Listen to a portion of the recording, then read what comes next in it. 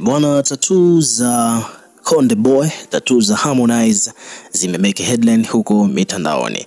Na katika tattoo hizi ambazo Harmonize bwana amejichola mwilini mwake, kuna tattoo ambazo zinaonekana kwamba ni tattoo ambazo Konde amechora sura za watu.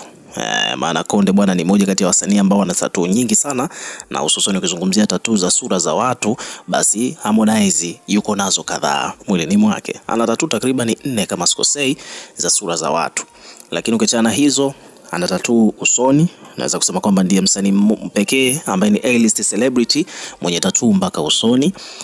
Harmonize ndiye msanii pia vile vile mwenye tattoo kubwa zaidi kwa katika upande wa wasanii wote. Yani huyu jamaa ana kichwa cha tembo amekichora mgongoni kwake. Hakuna msanii mwingine ambaye ana tattoo kubwa ya kiasi kile.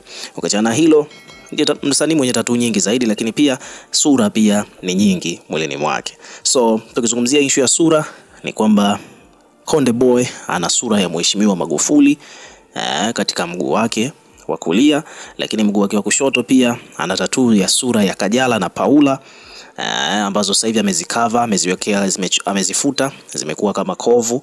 Alafu pia katika mkono wake wa kushoto bwana alikuwa na sura ya Diamond. Umeona, lakini pia na sura ya mtoto wake wa kike yule Zulea kwenye mkono pia wa kulia. Sasa hii tattoo ya Diamond ambayo chini akaiandika Simba, watu bwana huko mtandaoni bwana wameanza kuizungumzia, na moja kati ya vitu ambavyo watu wameizungumza kuhusiana na tattoo hiyo, ile tattoo ya Diamond katika mkono wa Harmonize, wadau wanadai kwamba aliyemchora ni nani? Mbona ile tattoo haina uhalisia ukiangalia na hizi nyingine?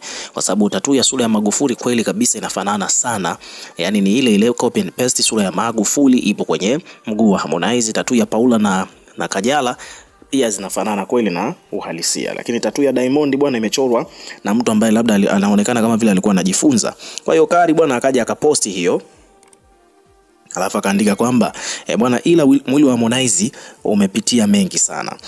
Naomba kumjua aliyemchora tattoo ya Diamond ni nani huyo mtu? Mbona hizi nyingine zinaonekana zina uhalisia wa sura kabisa kuliko hiyo ya Diamond? Umeona bwana, so it is what it is. Hivyo ndivyo mambo yalivyo. Ukiwa kama mdau unahisi kwamba tattoo ya Diamond ambayo Harmonize amejichora haina uhalisia ukilinganisha na hizi zingine, tutakuwa tukisoma na kureplay kila comment, na pia hakikisha bwana una subscribe kwa ajili ya kupata update zaidi.